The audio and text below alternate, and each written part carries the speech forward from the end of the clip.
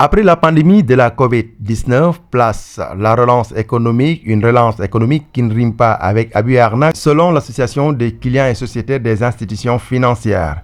L'acte s'indigne des pratiques qui nagent à contre-courant avec l'orthodoxie.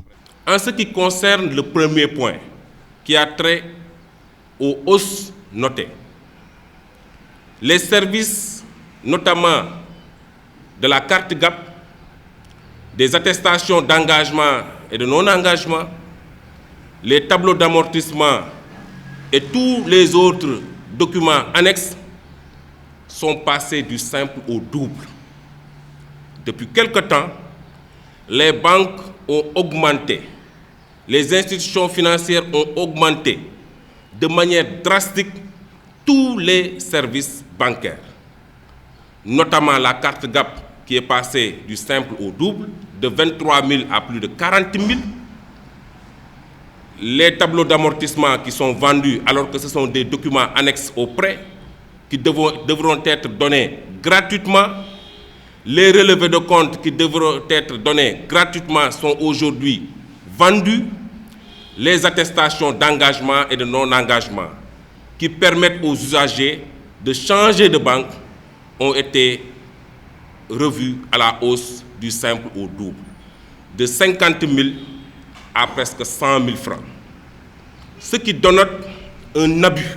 Autre fait déploré par la même association, ce sont des hausses exagérées sur certains services et produits bancaires. Nous interpellons l'État du Sénégal via le ministère des Finances et du Budget.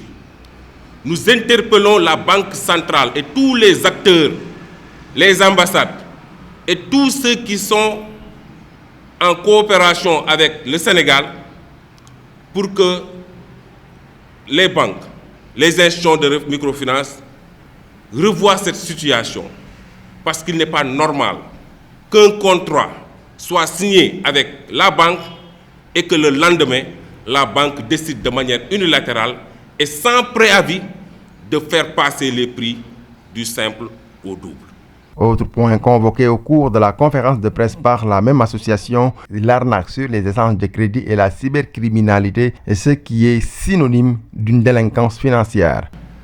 Les banques, les institutions de microfinance ont décidé de manière unilatérale, pendant cette période de Covid, de revoir au double les services, les prix des services qui sont, n'est-ce pas, mis à la disposition des usagers.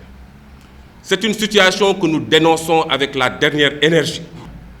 Les banques, les institutions de microfinance ont décidé de manière unilatérale, pendant cette période de Covid, de revoir au double les services, les prix des services qui sont, n'est-ce pas, mis à la disposition des usagers.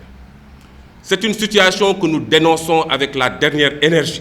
Famara Ibrahima Cissé et ses camarades comptent multiplier leurs actions à travers une série de manifestations de protestation dans les semaines à venir.